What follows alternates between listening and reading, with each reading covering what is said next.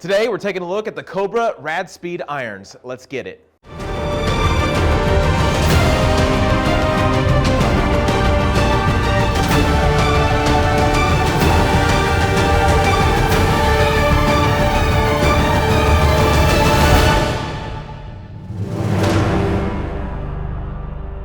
What's up, guys? It's Zach from On the Fringe Golf, aka Big Izzy. Today we're taking a look at the Cobra RadSpeed Irons. So I'm in no way, shape, or form, not in shape either, but I'm in no way, shape, or form a club expert, so I decided to consult a somewhat expert. It's a loose definition there. This is my buddy Ryan from Maverick Performance Golf. Ryan, what's up, buddy? Loose kind of expert? That's just a little hurtful, but whatever. So we're going to take a look at the Cobra RadSpeed Irons. Like I said, I'm coming from an amateur view of things, and you have a little bit more of a professional view of things. This is in no way, shape, or form to teach you how to swing a club or specs or anything like that. I just want to hit some clubs and see what I think from an amateur standpoint. Although we can do that here at 1611 and Maverick Performance Golf. We can teach you how to use that, assuming you're not in Houston, you're in Fort Worth. That's right. If you're in the Fort Worth or Dallas area, come by and see these guys. All right, let's hit some golf balls. So before we get into the Cobra Irons, I do want to set a baseline. So we're going to swing what I'm swinging currently, which is the Ping i500 Forged. Let's take some swings. Is this thing on? All right, now I will warn you, I'm going to hit my clubs first, and you're going to be amazed at this. So I want to forewarn you, you're going to be pretty impressed with what I'm putting out on these numbers-wise here, Ryan, okay?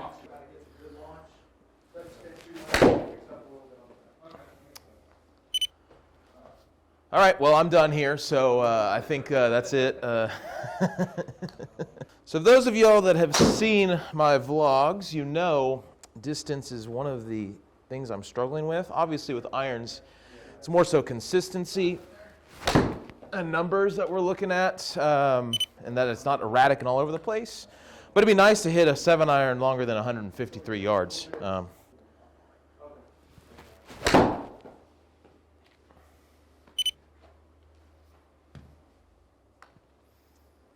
I say consistency, and it's a 15-yard difference between those two, so what do I know?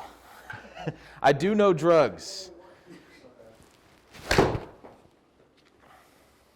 All right, and I'm going to hit one more here. All right. Okay, so now that we've got that baseline set, let's switch over to the Cobra RadSpeed. Here we go. I will admit, when I say I'm not a club expert, I mean that in every sense of the words, that I don't even understand swing weight, specs like, shaft weights, things along those lines. Well, the weight of the shaft is its weight. Are you sure? Has that been proven? I mean, there's pretty simple physics, but we can dive into it if you really want. Great swing.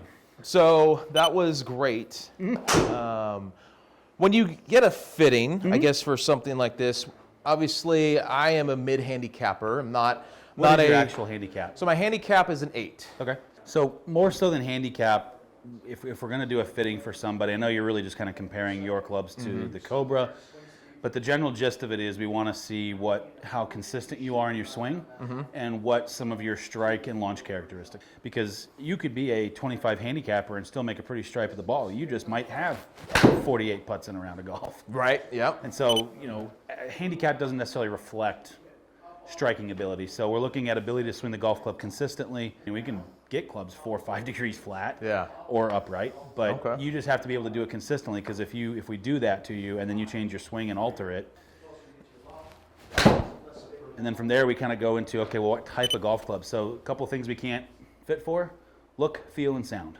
Sure. Those are out of our control. Okay. That's on the manufacturer and what you like. So talking about those three, look, feel, and sound. Look-wise, I do like these. Okay. A little bit thicker than I would like on the profile. I prefer maybe a thinner look to it, but I do think it's a pretty sexy club when I look at it. Blinded by the light.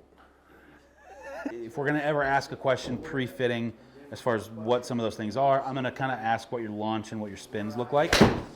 Shaft can affect a lot in spin, but with the way iron heads are going, since really the birth of like PXG and that kind of the P790s, that kind of stuff, that's a high launch, low spin golf club trying to maximize distance. That's not necessarily right for everybody. It's right for a lot of people.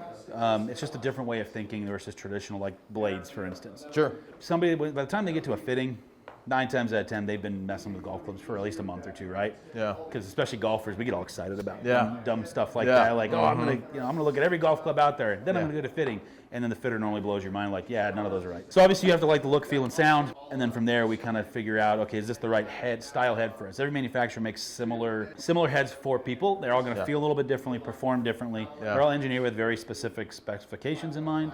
We can normally counteract that with bending the golf club in either the lie of the golf club or the loft, and shaft selection. So okay, talking about the Cobra here, Cobra RadSpeed. Feel on this now. I guess would this be considered more of a mid handicap? it's really meant for somebody that's looking to get more height, Okay. and maybe a little less spin. So somebody that's looking for a little more distance, Distance, possibly. okay. And maybe they are having trouble hitting what we call a negative angle of attack or hitting down on the golf ball. Okay. This is really going to put a little bit more mass underneath the golf ball, help create elevation, create loft. Give us one good swing with it real quick. Let's Okay. get a number that I can talk to. Sure. That's good. This could take a while, so buckle up. There you go. First try. It never happens. Yeah, so you can kind of tell with that club in your hand, automatically your spin rate's only at 4,000 RPMs. Well, that's a 7-iron. You should be much closer to 7,000. Okay. So what I'm looking for is 7,000 with a 7-iron. In an ideal world, yeah. I mean, there's some fluctuation, and there. I mean, we can put you in a different shaft. That's just a stiff flex KBS 90. Which I mean, we can go lighter. We can go more flexible and those types of things to create more of that. But what's also going to happen is you're going to create inconsistencies left and right the more flexible you go. Important question that I normally get asked is, okay, well, are you looking for distance or consistency or a combination of the two? And that's because some guys just want the distance and they don't care so much about the consistency. That's a hard thing to grasp my mind around. I'd rather have consistency and then get as much distance out of that specific set I can. Yeah. And then leave it alone. But at 4,000 RPMs, you're just hitting knuckleballs. Forgot your camera's back there. It's all good. There you go. You can see you're not really, carry-wise, you're just not quite pushing that out there. And you hit your ping how far? So I think on average 7-iron, I'm probably about 150. Yeah, and you're getting only 140 out of this. So Yeah. to me, that's telling me you're just not, you got better spin on it. Yeah. Close to 6,000, but it didn't really go anywhere. Sure. So there's something about this makeup that's not quite right for you. Honestly, I think it's just not quite the right head for you. Sure. Doesn't mean it's not right for anybody else out there, but you're looking for maybe a slower, your club speed's 82 miles an hour. You're averaging 83 across all those swings. You're not fluctuating up or down too much in that, just about 1.2 miles an hour. Yeah. It's just not quite the right club head for you. Doesn't mean it's not right for somebody, right? Yeah. But as far as you go, because if we looked at your angle of attack, -4 with an average of -4.9 on that last one. So this really, remember when we talked about the very first thing, this isn't really meant for somebody that hits down on it. Sure. If you hit up on this, you're going to all of a sudden see this distance start to just absolutely skyrocket, because that's really what it's designed for, right? So I would push you more towards, like, if you're going to stay in the Cobra family, like the King Tour, that kind of stuff, which is going to be more like a Callaway Apex Pro, Okay. TaylorMade 770, those types of clubs, just kind of a notch below this. Now, you can lose some consistency, but you'll probably gain some consistency. You just have to be able to hit the center of the face a little bit more regularly. What did you say to me? I know. Hit the center of the face. This guy crazy? Quick, only hitting 5 balls with this, or I like the look of it, but as you mentioned, I don't know that it's really for me. I started with M2s when I first started playing golf in 2016. I loved them then because I was, not consistent, but I was just seeing the ball go forever. Now that I've gotten kind of a better swing, a more consistent swing, I completely agree. Like when I hit this, it's just not made for me. Sure. But I could definitely see it being available for other players. Well, and just for the fun of it, we did this off camera. Why don't you hit one of my irons? So this is going to be a true blade. So this is, again, kind of the polar opposite end of the spectrum. Okay. So these are the Homna TR20Bs. True muscle back, true blade, to dynamic gold S400s that are hard stepped a little bit. So one of the heaviest shafts out there. Okay. Should be an easy switch then here, huh? Yeah, and I'm not going to necessarily, so you're going to have to put this up on there because I'm not going to switch up your stats. Okay. But I just want you to see the difference in what's going to happen here in a second with putting technically a harder club to hit in your hand. Okay. So obviously it feels way different, right? Oh, yeah. I mean, that feels like butter. What's crazy about it, though, is you carried it further almost by a little bit further, your ball speed actually went up. Yeah. From an average of 104 to almost 108. Spin rate up to 7,000. Yeah.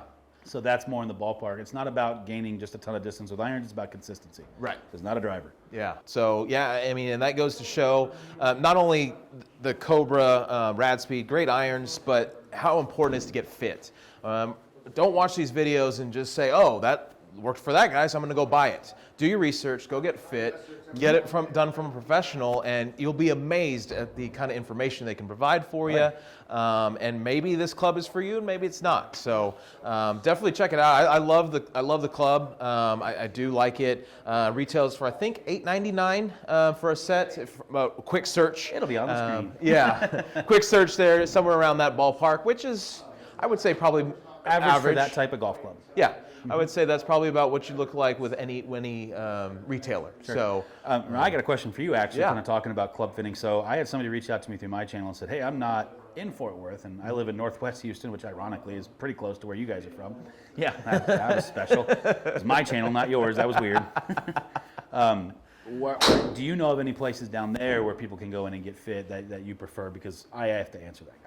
Yeah, absolutely. Put it off for 2 days and I forgot. So if you're in the Houston area, where I've gotten fit for all of my clubs is Impact Precision Golf. It's in Spring. Okay. It's on the north side of town. Trevor Santry, Major is the guy that's done all my fittings. Great guys there. If you're on the south side, Marty Golf Center, another great option. His is all outdoors, so you get to see the true turf flights, interaction.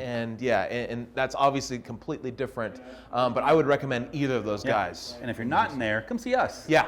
If you're in the Fort Worth, Dallas area, come see these guys, and they'll take care of you. We like Dallas. Don't love it, but we like it. Yeah. So, but anyway, so that's my look at the Cobra RadSpeed irons. I want to thank Ryan. Absolutely. His channel is Maverick Performance Golf. Go check him out. Give him a subscribe. Give him a follow on Instagram. Do all the above. Hit the like button. Smash the subscribe button. Leave us a comment. What do you think of the Cobra RadSpeed? Do you want to try them? Do you not want to try them? I want to thank the guys here at 1611 Indoor Golf for letting us come and film here. I appreciate the TrackMan usage, and hopefully you guys enjoyed the video. Until the next time, we'll see you guys on the Fringe.